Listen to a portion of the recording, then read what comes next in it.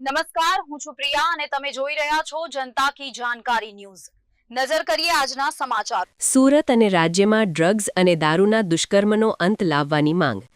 સુરત અને રાજ્યમાં ડ્રગ્સ અને દારૂના દુષ્કર્મનો અંત લાવવાની માંગની સાથે એનએસયુઆઈ અને યુથ કોંગ્રેસે વિરોધ પ્રદર્શન માટે રેલી કાઢી, પોલીસ કમિશનરને આવેદનપત્ર આપ્યું।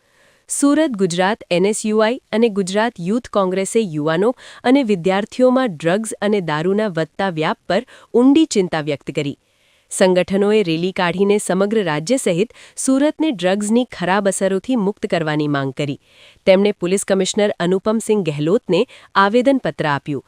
રેલીમાં ભાગ લેનારા કોંગ્રેસના કાર્યકરોએ જણાવ્યું હતું કે મહાત્મા ગાંધી અને સરદાર વલ્લભભાઈ પટેલની ભૂમિ ગુજરાતમાં યુવાનો જે રીતે ડ્રગ્સનો શિકાર બની રહ્યા છે તે સમાજ અને ભવિષ્ય બંને માટે ગંભીર ખતરો છે। આજના યુવાનો ઊર્જા, સપના અને અમર્યાદિત ક્ષમતાઓથી ભરેલા છે, પરંતુ વિવિધ કારણોસર તેઓ ગેરમાર્ગે દોરાઈ રહ્યા છે। આવી સ્થિતિમાં સમાજ અને સરકારની નૈતિક જવાબદારી છે કે તેઓ યુવાનોને વ્યસનના બંધનમાંથી મુક્ત કરે અને સ્વસ્થ, સશક્ત અને જાગૃત સમાજનું નિર્માણ કરે। એનએસયુઆઈ અને યુથ કોંગ્રેસે માંગ કરી હતી કે વિદ્યાર્થીઓ અને યુવાનોના જીવનને બરબાદ કરનારા ડ્રગ્સના વેપારીઓ સામે કડક કાર્યવાહી કરવામાં આવે। આ ઉપરાંત વ્યસન મુક્તિ અંગે વ્યાપક જાગૃતિ અભિયાન ચલાવવાની જરૂરિયાત પર પણ ભાર મૂકવામાં આવ્યો છે, જેથી યુવા પેઢીને વ્યસનના ખરાબ પ્રભાવથી બચાવી શકાય। રિપોર્ટર સુનીલ ગાંજાવાલા, સુરત।